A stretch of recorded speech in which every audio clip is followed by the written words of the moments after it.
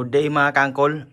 Welcome back na naman sa ating YouTube channel, Phoenix PCP Airgun Philippines. So ngayon tatalakayin natin video ay patungkol sa ating Phoenix trigger, yung iba't ibang klase ng Phoenix trigger. So meron tayo dito yung pinaka budget meal natin na trigger, pero heavy duty po siya, unlike sa Nimrod na maninipis yung kanyang steel. Ito ating Phoenix steel trigger na laser cut, naka laser cut po yan. Yan ating trigger laser cut, kaya malinis pa rin siya pagkagawa. Tapos welded metal, tapos yung steel niya, ayan, makakapal yung ginamit. So ganun pa rin, adjustable ang kanyang power, kaya madali siyang i-tuning. Kapag kabit mo sa unit mo, madali siyang i-tuning kasi pwede mong i-adjust ang kanyang power. Pwede mong taasan ang kanyang power, pwede mong hinaan.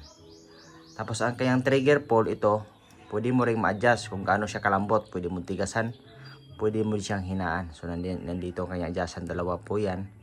Ito ang kanyang sa kanyang return spring, ito naman kanyang stopper. So laser cut, yan, naka laser cut yan mga kangkols.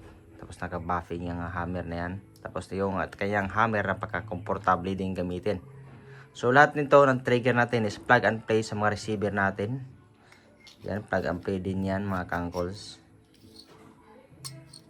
So yung kasukat ng slot yan, lagayan ng receiver, sukat yan sa ating lahat ng receiver natin sa Phoenix 3, Phoenix 4 at Phoenix 6. Yan mga kangkols, sukat na sukat din yan.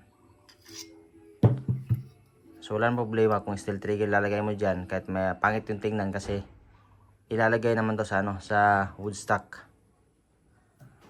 Yan, natatabunan din siya mga kangkols.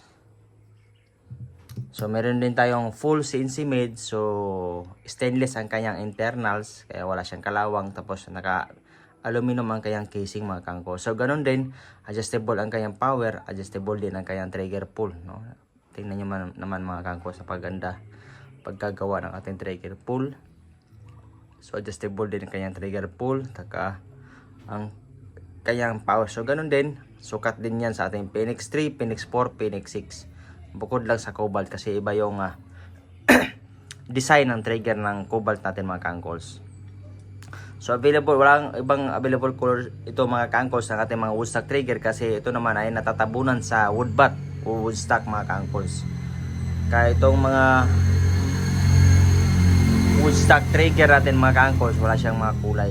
Unlike sa mga natin, tactical trigger, sinakalabas siya, kaya meron siyang kulay. Ito bare alum, walang kulay. Meron din tayong available black. Yung mga previous stock natin, meron tayong black, green, gray, purple, blue. So ngayon ito naman black. So ganoon din ang kanyang function mga kangkols, adjustable ang kanyang power, adjustable din ang kanyang trigger pull. Kaya madali siyang i-tuning mga kangkol. Kaya pag gusto mo mag-DIY ng PCP airgun, recommended Phoenix trigger mga kangkol. Available yan sa ating Lazada, Shopee. Pag gusto mo ng discount para mas less yung bayaran mo, direct message na lang sa ating Facebook page, kasi mas mura yung bigay natin sa Facebook page natin, o kaya sa Facebook, unlike sa mga online shop natin, kasi malaki din yung commission na binabayaran natin sa mga online platforms mga kangkols. So ganun din, full CNC made, stainless ang kanyang internals, pati din ang ating receiver. Kaya walang problema sa kalawang mga kangkols. Pati ang kanyang valve, lahat ng internals ito stainless steel ang receiver natin sa ating Phoenix 3. Ito ay Phoenix 4. Phoenix 4, mayroon tayong Phoenix 6 at Phoenix 3. Yung pinaka budget meal natin na receiver is Phoenix 3, yung 3 inches mga kangkols. So Phoenix 4, 4 inches. So Phoenix 6 is 6 inches. So ganyan ang ating tactical trigger mga kangkols. Yan. So hindi natin nilagyan ng logo yan, kasi yung mga reseller natin ayaw nila palagyan ng logo para sa mga unit din nila. Instead nagagawa pa sila gagawa na lang sila ng receiver, tapos bibili na lang ng trigger para mas madali siyang maka-out sila ng unit, yung mga resellers natin.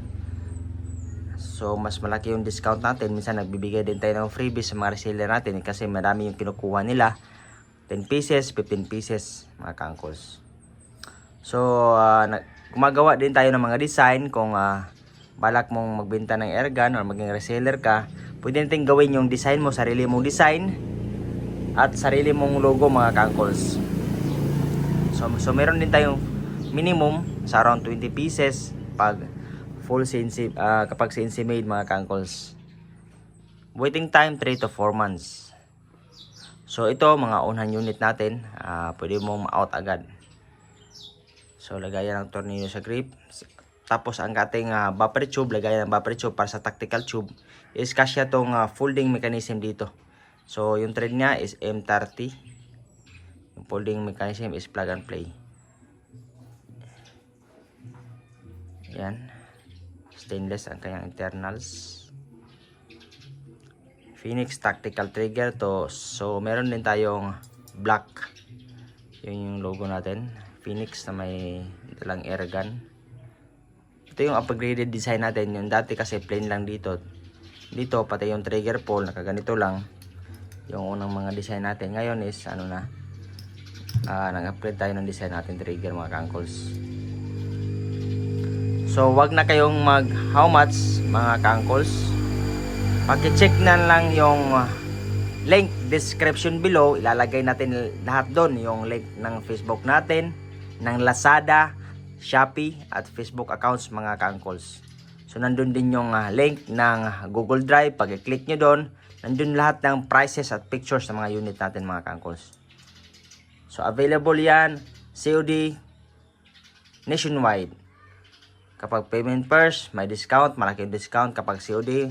Mas iba yung price kapag COD kasi malaki yung binabayaran natin na commission, percentage commission sa mga courier, pati sa mga platforms, online platforms mga kaangkols. So hanggang sa muli mga kaangkols, please click notification bell para maging updated kayo. Every time may i-upload tayo na video, mag-notify yan sa YouTube account niyo kapag nakiklik yung notification bell mga kaangkol. Tapos don't forget to subscribe na din para maging updated kayo palagi sa mga bagong unit na ilalabas natin mga kaangkols. So hanggang sa muli.